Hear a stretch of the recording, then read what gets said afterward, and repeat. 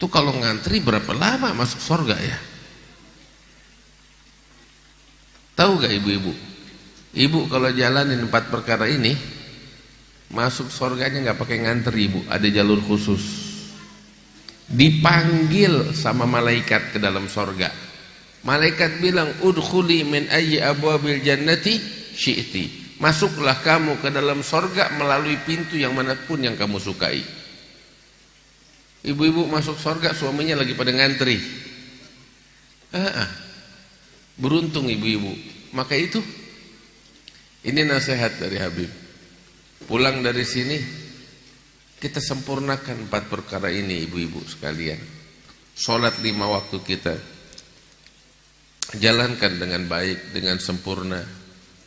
Jangan sekali-kali kita mengundur-ngundur sholat dari waktunya. Alasan apapun jangan. Kadang beberapa orang, insya Allah nggak di sini. Beberapa orang gara-gara urusan kondangan, dandanan udah bagus, dia undur sholat dari waktunya. Jangan. Tapi tunaikan kewajiban sholat 5 waktu kita di waktunya. Apalagi kalau berjamaah lebih bagus lagi bapak-bapak ibu-ibu. Habib kita perempuan sholat jamaah kita gimana? Suaminya imamin sholat. Suaminya sibuk, anak laki-lakinya imamin sholat. Atau anak perempuannya ikut sholat berjamaah. Atau tetangganya yang perempuan bikin gabungan sholat jamaah. Pahalanya besar dari Allah subhanahu wa ta'ala. Intinya sholat 5 waktu jalankan, tunaikan dengan sebaik-baiknya. Itu pertama ibu-ibu. Kemudian Nabi bilang puasa Ramadan. Simple, sederhana. Kita cuma diminta puasa Ramadan, itu yang utama kita jalanin. Kalaupun kita mau melakukan puasa sunnah, silakan, pahalanya lebih besar lagi dari Allah Ta'ala. Tapi minimal puasa di bulan suci Ramadan. Ibu-ibu, bentar lagi kita dapetin bulan Ramadan. Mudah-mudahan Allah kasih panjang umur. Kita dapetin insya Allah bulan Ramadan dalam keadaan sehat walafiat. Nggak berasa loh. Waktunya ibu-ibu tinggal 100 hari lagi, lebih kurang nih bulan Ramadan masuk. Iya, tinggal 100 hari lagi Ramadan masuk. Cuman nggak ada yang tahu kita dapetin Ramadan sampai keburu meninggal. Nggak ada yang tahu umur, nggak ada yang tahu ajal. Semuanya di tangan Allah subhanahu wa ta'ala. Tetapi persiapkan diri kita. Dan saya pengen ingetin ibu-ibu yang masih punya utang puasa, bayar dari sekarang. Ya, sebab kan orang-orang perempuan ya wajar, ntar datang bulan, ntar melahirkan, nyusuin, nifas, ngurusin laki ini dan itu macam-macam. Ya, sehingga kadang tuh utangnya mau ngebayar susahnya minta ampun. Karena memang kesibukan-kesibukan ini. Enggak apa-apa ibu-ibu. Nah sekarang kita atur waktu kita tinggal 100 hari lagi dari bulan suci Ramadan. Hutang-hutang yang belum terbayar daripada puasa di bulan Ramadan yang lalu kita bayar segera. Sehingga enggak masuk bulan Ramadan, melainkan semua hutang puasa udah kita bayar. Dan kita melaksanakan ibadah puasa Ramadan yang akan datang dengan baik insyaAllah. Nabi bilang perempuan kalau sholatnya 5 waktunya bagus, puasa Ramadannya sempurna. Terus yang ketiga, dia jaga kemaluannya dari yang haram. Jaga kemaluan dari yang haram. Jaga kehormatan kita ibu-ibu. Tutup aurat. Jangan sampai aurat kita dilihat oleh laki-laki yang bukan muhrimnya kita, yang gak ada ikatan halal. Alhamdulillah kita lihat begini enak. Ibu-ibu semua yang hadir di majlis menutup aurat, pakai jilbabnya, pakai pakaiannya, insya Allah dicatat pahala oleh Allah subhanahu wa ta'ala. Tetapi ibu-ibu menutup aurat macam begini nggak cuman kalau lagi hadir maulid aja, kalau nggak cuman sekedar kalau lagi hadir acara Asmaul Husna aja di majlis, enggak. Ntar giliran ke pasar rambut kemana-mana. Ya jangan ke pasar pakai baju bekas tidur begitu. Betis kelihatan, lengan kelihatan, nggak boleh. Tapi tutup aurat kita ibu-ibu, itu diperintahkan oleh Nabi besar Muhammad SAW. Wajib kita tutup aurat kita, jaga kehormatan kita, kemaluan kita dari yang diharamkan oleh Allah Subhanahu wa taala. Itu yang ketiga. Yang keempat agak berat, dan megelin. Iya ibu-ibu, berat, megelin. Apa itu? Ngurusin laki, ngurusin suami. Oh, pada ngangguk ibu-ibu, tahu. Iya bu, emang berat ngurusin suami. Suaminya nyebelin lagi, banyak bikin ulah lagi. Nggak berasa salah lagi. Iya bu, benar gak? Nggak apa-apa ibu-ibu, sabarin. Pahalanya gede di sisi Allah Ta'ala. Kalau ibu-ibu sabar di situ, tahu apa? Nanti masuk surganya nggak pakai ngantri. Ibu-ibu ngetawain lakinya, ya lo lagi ngantri gue duluan ya, didadain tuh lakinya. Masuk surga insya Allah ibu-ibu masuk surga nggak pakai ngantri. Tapi biar sabar. Memang tahu ibu-ibu, jihadnya perempuan di situ. Jihadnya seorang perempuan ketika dia bakti kepada suaminya. Orang laki jihadnya di medan perang, ya cari nafkah, sholat Jumat, dan lain sebagainya. Berat. Masing-masing nih ada fungsinya Allah ciptakan. Yang laki ada fungsinya, yang perempuan juga ada fungsinya. Dan semua punya tugas masing-masing. Orang laki disuruh nyusuin anak nggak bakal bisa. Bener gak bu? Semua ada fungsinya. Ibu-ibu disuruh jadi kuli bangunan juga nggak bakal kuat. Masing-masing ada fungsinya. Tinggal kita tunaikan, fa'ati kulladzi haqqin haqqa. Berikan semuanya sesuai porsinya, sesuai dengan haknya. Jangan kita zalimin. Nah, seorang wanita biar bakti kepada suaminya. Ada satu perempuan datang kepada Nabi Muhammad SAW. Dia bilang kepada Nabi Muhammad, "Ya Rasulullah, aku ini seorang wanita yang diutus oleh para wanita di belakangku." Itu waktu Nabi Muhammad lagi duduk dengan para sahabat-sahabatnya. Maka Nabi izinkan, silahkan, apa yang ingin kau sampaikan? Maka perempuan ini berkata kepada Rasul sallallahu alaihi wasallam, "Ya Rasulullah, aku pengen tanya, kami pengen tanya, saya ini mewakili yang lain. Kamu ini Rasulullah kan?" "Iya, aku adalah utusan Allah." "Bukankah kamu diutus oleh Allah Ta'ala kepada alam semesta, termaksud kepada kami kaum wanita?" Nabi Muhammad bilang, "Iya, aku diutus oleh Allah Ta'ala kepada kalian juga kaum wanita. Wa ma arsalnaka illa rahmatan lil alamin," untuk umat manusia, alam semesta sekalian, baik itu laki maupun perempuan. Maka wanita ini bertanya, "Kalau memang demikian ya Rasulullah, apa bagian kami perempuan?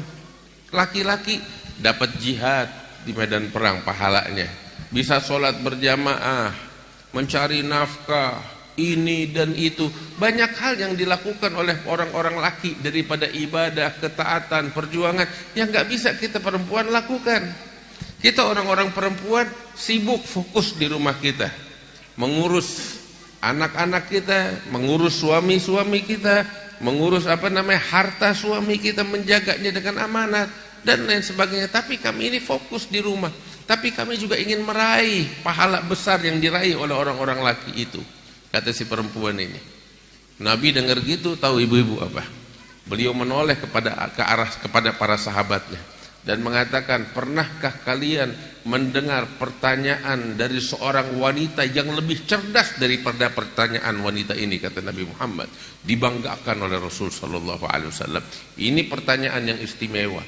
Ini pertanyaan yang layak untuk ditanyakan. Terus Nabi bilang kepada perempuan itu, "Sampaikan kepada wanita-wanita di belakangmu," kata Rasulullah, "Inna husna taba'uli ihdakunna li zawjiha ya'dilu dzalika kullih."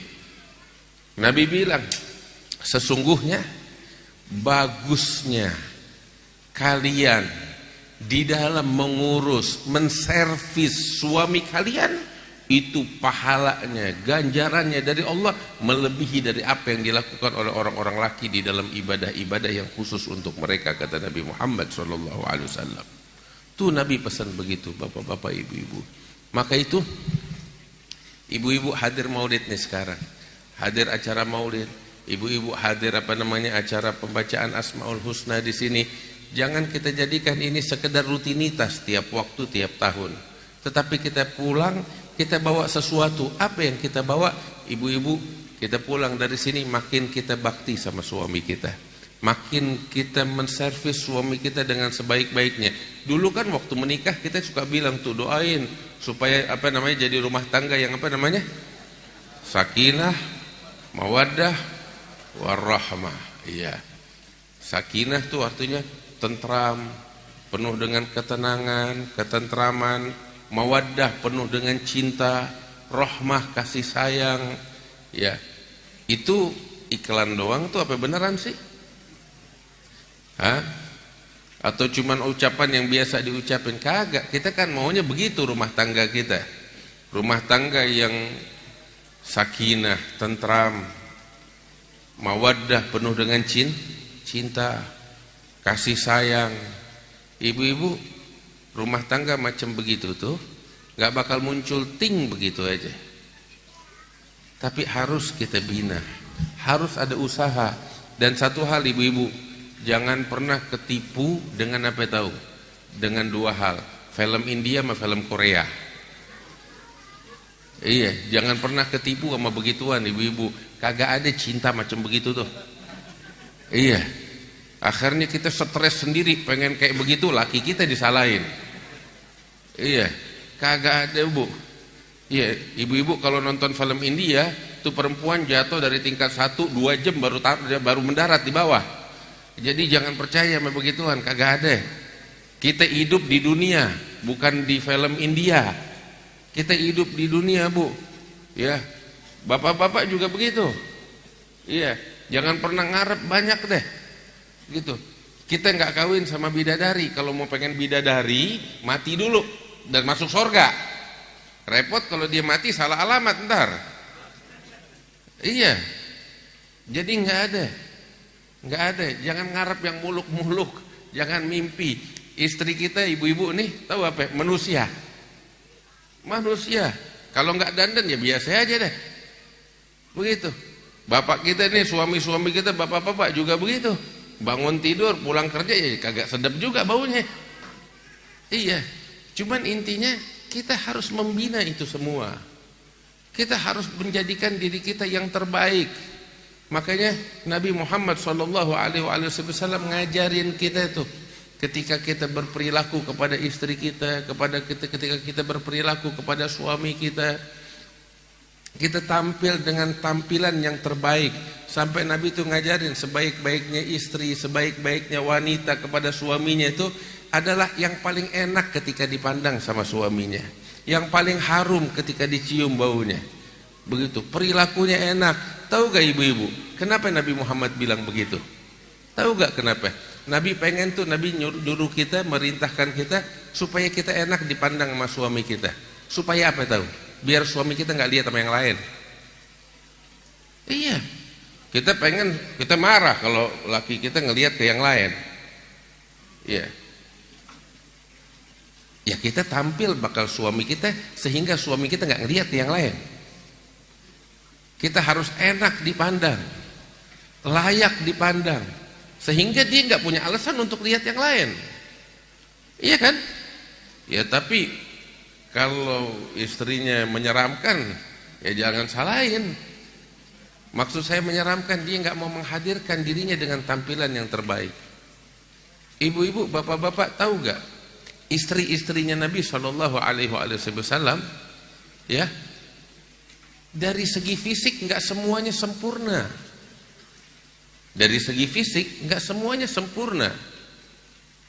Betul, Nabi menikah dengan Aisyah, salah satu wanita yang paling cantik. Nabi menikah dengan seorang wanita namanya Sofiyah, juga seorang wanita yang cantik. Tetapi juga Nabi nikah sama janda yang udah punya anak banyak. Namanya Ummu Salamah. Ummu Salamah itu ketika dinikahi oleh Rasulullah udah menjelang 40 tahun usianya. Terus sampai udah punya anak banyak, fokus sama anaknya.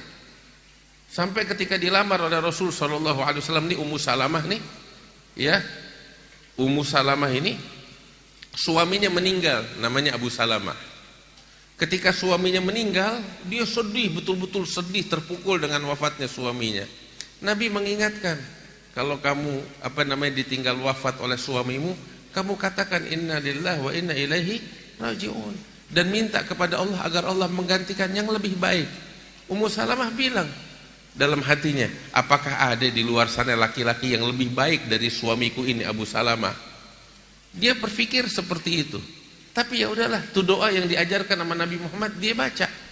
Ternyata benar, dikabul doanya sama Allah. Dia dengar kata sama Nabi Muhammad, dia baca doa itu, ya Allah berikan yang terbaik untukku, yang lebih baik dari apa yang engkau ambil.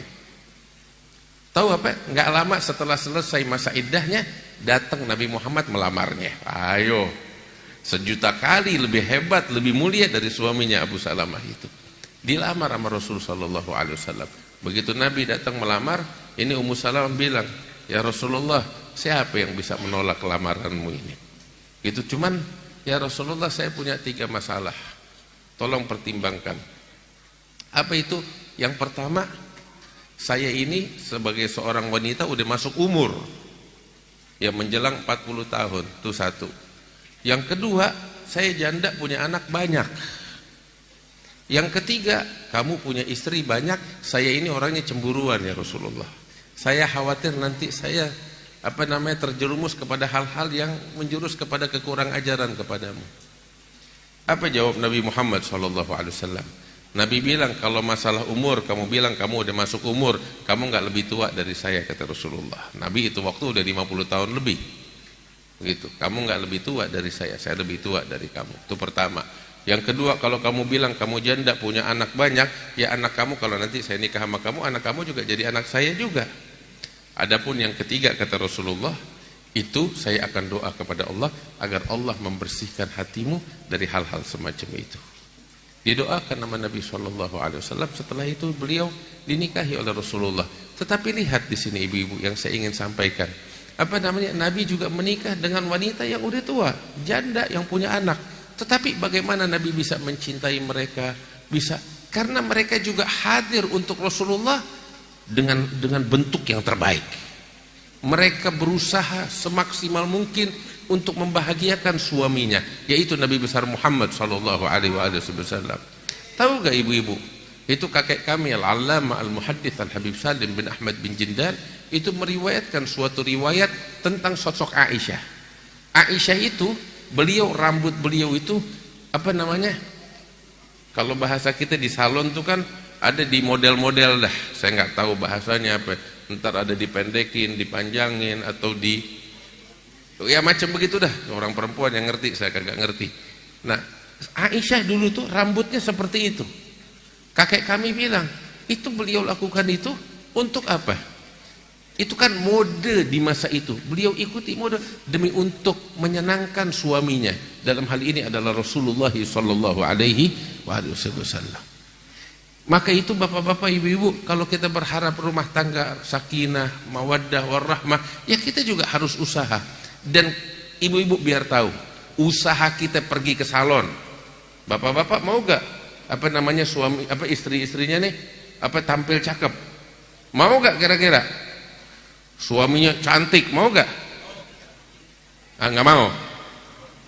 Mau gak suaminya pada cantik nih? Maaf, istrinya pada cantik. Salah ngomong saya. Bapak-bapak mau gak istrinya pada cantik? Modal. Kalau nggak modal, mimpi. Sekarang nuntut bininya, kamu mesti cantik. Itu ibadah, pahala. Ngasih duit gak bakal bininya ke salon? Enggak kan Bu? Ya karena itu ya, jangan ngomong. Iya, kita pengen istri kita, servis kita bagus, cantik, wangi. Beliin minyak wangi juga kagak. Iya, dia pelit banget. Keluar modal, istri kita bakal cantik. Setuju gak Bu? Iya, dan itu, nah saya kasih bocoran bakal ibu-ibu nih. Tahu apa? Tuh biaya ke salon bagian dari nafkah yang wajib ditunaikan sama suami. Iya. Oh bahagia ibu-ibu. Benar, itu bagian tuh biaya ke salon. Itu bagian nafkah yang wajib ditunaikan oleh suami. Setuju gak ibu-ibu? Setuju. Tapi kalau kita tunaikan itu, kita juga bahagia. Benar gak bapak-bapak? Iya, kalau kita tunaikan itu, kasih duit bini kita ke salon, dia tampil cantik, yang seneng siapa? Kita. Iya. Semuanya pada bahagia, ibu-ibu bahagia, suami bahagia. Kalau suami istri bahagia, anak-anak juga senang bahagia. Masya Allah.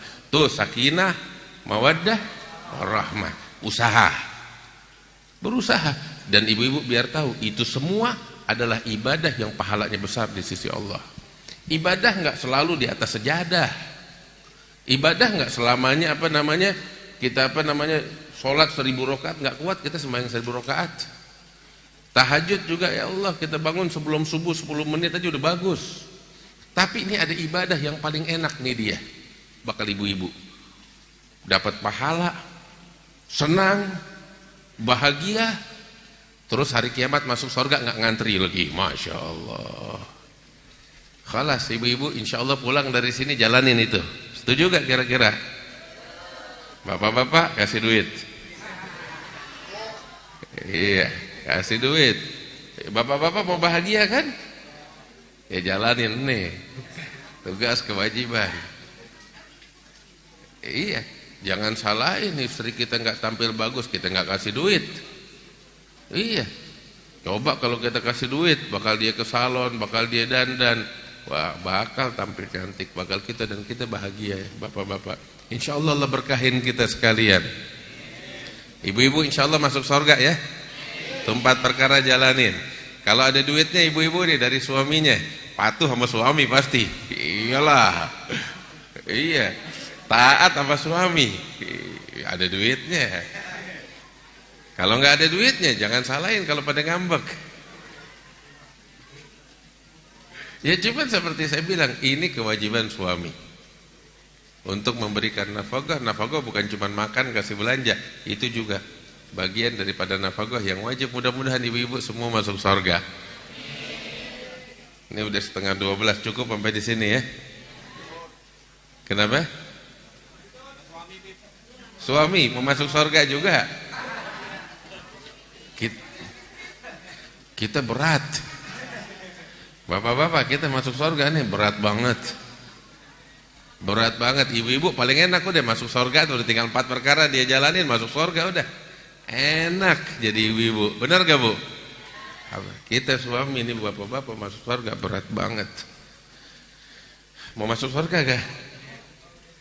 Jujur berat. Salah satu yang paling berat tuh sediain duit bakal bininya ke salon.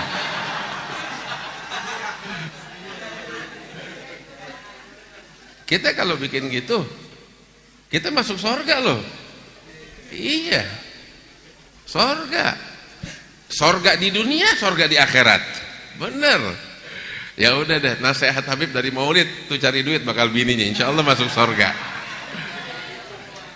Dan saya bilang, bapak-bapak cari duit di luar sana demi untuk nafkahin istrinya dan keluarganya, itu pahalanya lebih daripada kita tahajud malam. Lebih daripada kita ibadah yang luar biasa itu. Tuh kita pulang dari pekerjaan kita ke rumah keringetan, kecapean, sampai tidur terkapar karena capek atas pekerjaan kita yang halal demi menafkahi anak dan keluarganya kita. Itu Nabi bilang, man bata kalan min amali yadih bata maghfuran lah. Barang siapa yang tidur di malam hari dalam keadaan lelah, capek atas pekerjaan halal yang dia lakukan demi untuk menafkahi anak dan keluarganya, dia tidur di malam hari dalam keadaan dosa diampuni oleh Allah Ta'ala. Iya, itu pahala. Cari duit bakal bini, waduh pahalanya besar. Ibu-ibu dukung terus deh. Iya, dukung terus. Nih bawa nih, makin giat kerja nggak apa-apa, yang penting halal. Yang penting halal, dan itu adalah ibadah yang besar pahalanya dari Allah Subhanahu wa Ta'ala. Bib, saya sibuk sama dunia. Enggak, itu bukan dunia, itu bagian dari akhirat, itu bagian daripada ibadah. Nabi SAW bilang di dalam hadisnya, talabul halal faridatun ala kulli muslim. Ada satu orang Nabi lagi duduk sama beberapa sahabat-sahabatnya. Tiba-tiba ada satu orang lewat di depan mereka dengan semangat. Lagi ngapain semangat ini? Semangat lagi cari duit, lagi kerja. Beberapa sahabat mencemooh, bilang sama Nabi SAW, ya Rasulullah, itu pemuda semangat banget tapi lagi nyari dunia. Coba kalau semangatnya di dalam ibadah. Nabi dengar gitu menoleh. ini pemikiran macam begini salah. Nabi bilang, jangan kamu bilang begitu. Ini semangat dia mencari, yang kamu bilang mencari dunia tanda petik, ya, semangat yang semacam ini kalau dia lakukan itu demi untuk menafkahi anak dan keluarganya, dicatat pahala fisabilillah oleh Allah Subhanahu wa taala seperti jihad di jalan Allah. Kalau dia semangat semacam ini demi untuk memberi makan bakal kedua orang tuanya, dicatat pahala fisabilillah di sisi Allah Subhanahu wa taala. Orang semangat mencari nafkah demi untuk menjaga dirinya supaya enggak minta-minta sama orang, dicatat fisabilillah oleh Allah Subhanahu wa taala. Karena itu jalan menuju Allah begitu banyak. Tinggal kita jalankan dengan tulus dan ikhlas kepada Allah, dicatat pahala besar oleh Allah Ta'ala. Ya Rabb, mudah-mudahan nih kita hadir di sini nih, karena nggak panjang lebar, dulu setengah 12 nih. Oh, cukup apa lanjut? Oh cukup. Bapak-bapak, ibu-ibu pulang tinggal 2 langkah sampai rumah. Ane mesti 50 menit, 1 jam baru nyampe rumah. Setengah 1 baru pulang ke rumah. Begitu. Cuman intinya bukan panjang lebar omongan kita.